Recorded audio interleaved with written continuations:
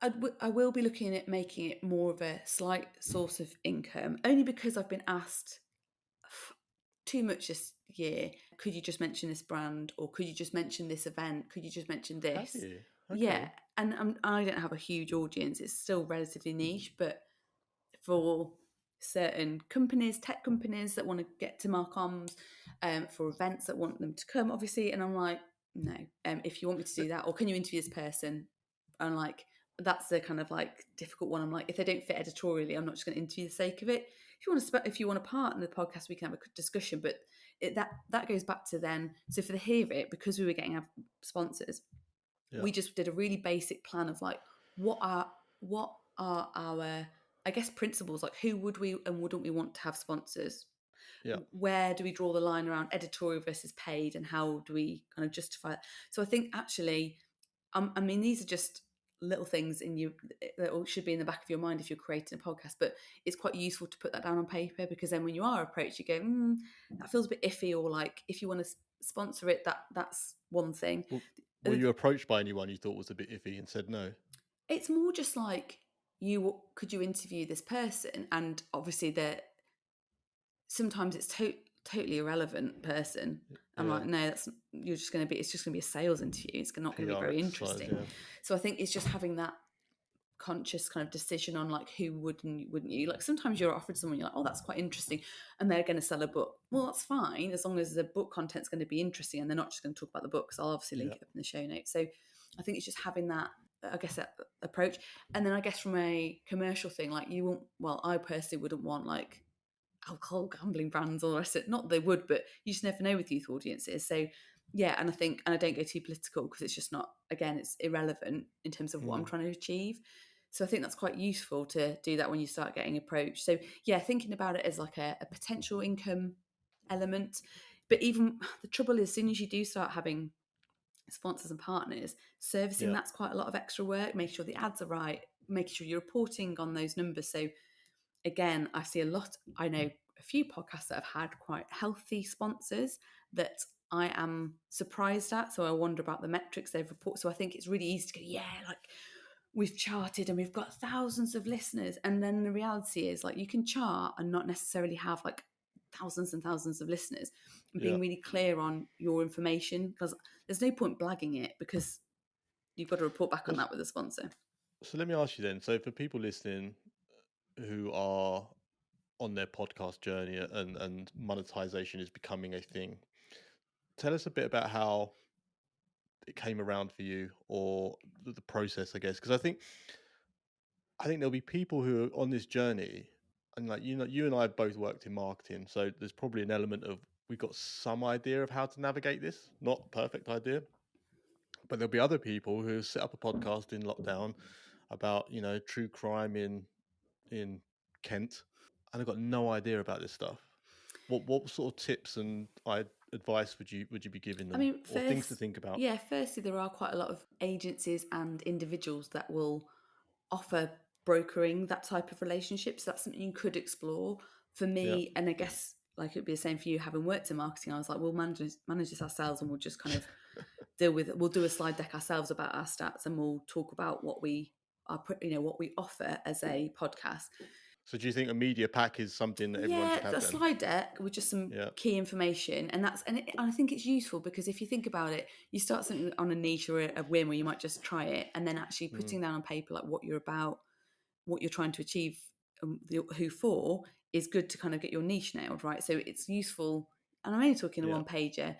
Use Canva, whatever, like a template. No one's really bothered. It's just so it looks like relatively professional. And then if you're asked, can you send us a deck on what you're offering? Yeah.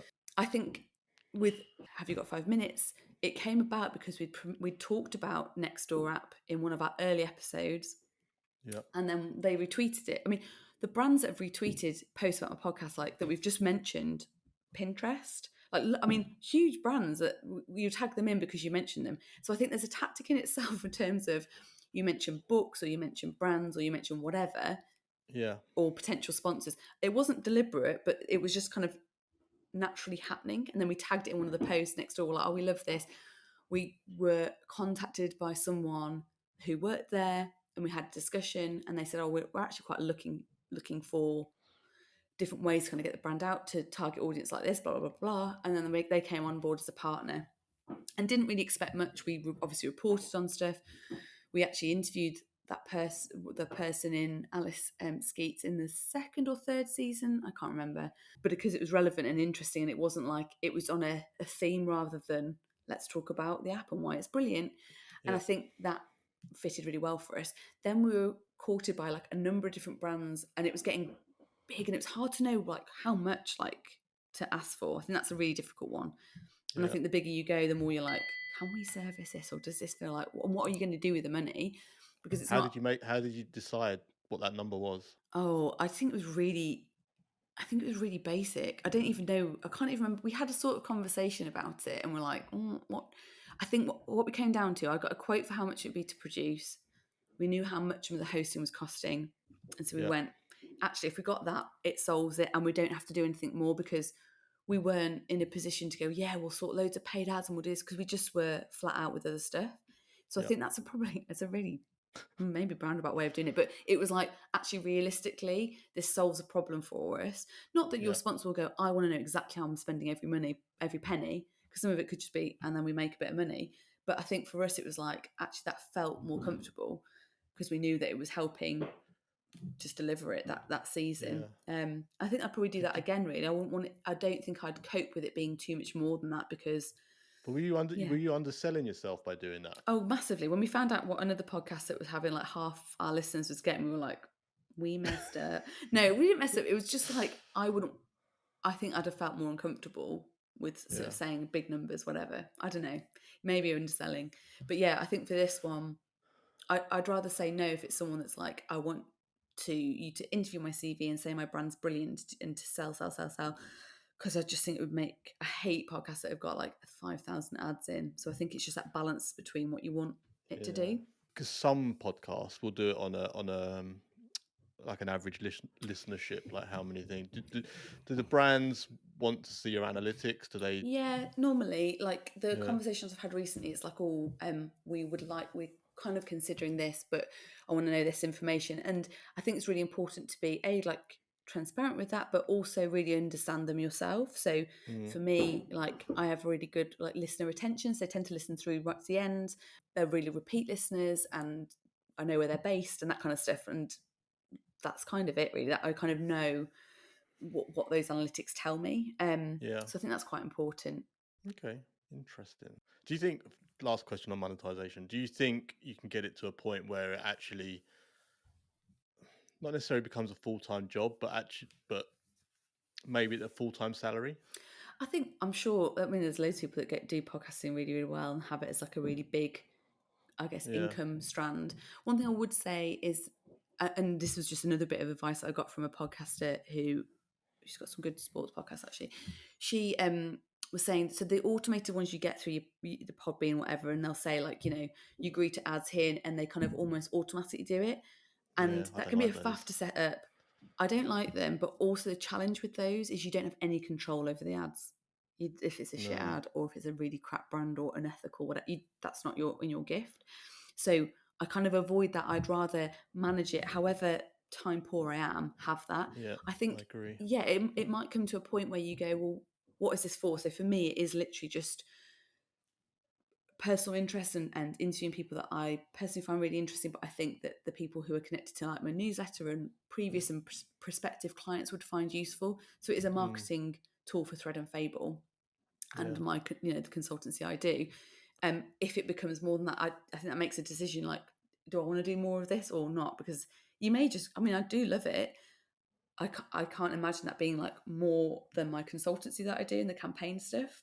I wouldn't Yeah. rule it out, but I think that's where you have to constantly ask because you're busy. People go, "Where's this next season?" You're like, "I'm doing Well, that's paid it. You work need to now." make a decision one way or the other, don't you? Yeah, Yeah. definitely. You see, just the final thing on that dropping in the ads. I was listening to a podcast last week, a big podcast, big UK based podcast, sports related. And I can't remember who it was, but they were telling this story. It was like a really engaging story and it was really serious. They're talking about the guy, he'd had cancer, basically had cancer and he'd beaten it. And it was like, he was building this, it was painting such a picture. and you know when you're really invested in like the storyline, and then like halfway through a word, it cut out and went to this advert about, I don't know, Athletic Greens probably, or someone. High performance podcast then, because that's what they want Yeah, it constantly. was High Performance Was it? Podcast, and Yeah. I was just like, I just thought to myself, I mean, this is a very well produced podcast. I'm sure it's making good money. And I just thought it's a bit shit that they've got this doing this because, like I said, it was quite a serious. Like sometimes they drop in, it's like whatever, but this it just took the whole story just like Yeah, up look, in smoke. you don't want to go ITV in your ads, and they do it like cliffhanger or like Mm, at random moments. Yeah, and I think that's the whole goes back to having that eye on production always. Like no matter yeah, how successful you are, you would always hopefully want to kind of. I mean, it's only simple things like they will have a big production team, right? But yeah, yeah, if they yeah. automate the ad drops in, yeah, that might be easier, but it wouldn't. It doesn't take long to go.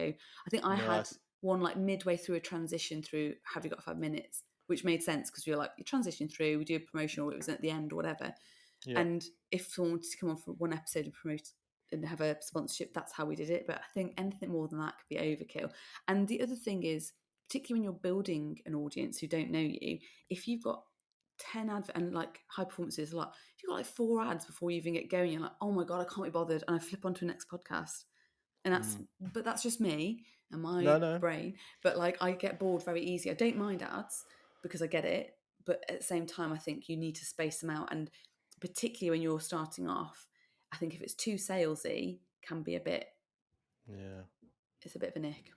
It's a big topic in the content creation world, and I just think there's some brands who do it better than others. There's some podcasters who do it better than others. I mean, I don't know, but I don't necessarily flick onto a different podcast, but I will hit that plus 45, plus 45, plus 45 until I get to a bit of conversation, which is rubbish, right? Because I mean, that's just rubbish for everyone involved. It's rubbish for the podcaster because you're kind of annoying your listener. It's rubbish for the advertiser because everyone's just skipping through. I don't know. I feel like there's a better way of doing it, but that's probably a podcast in its own right.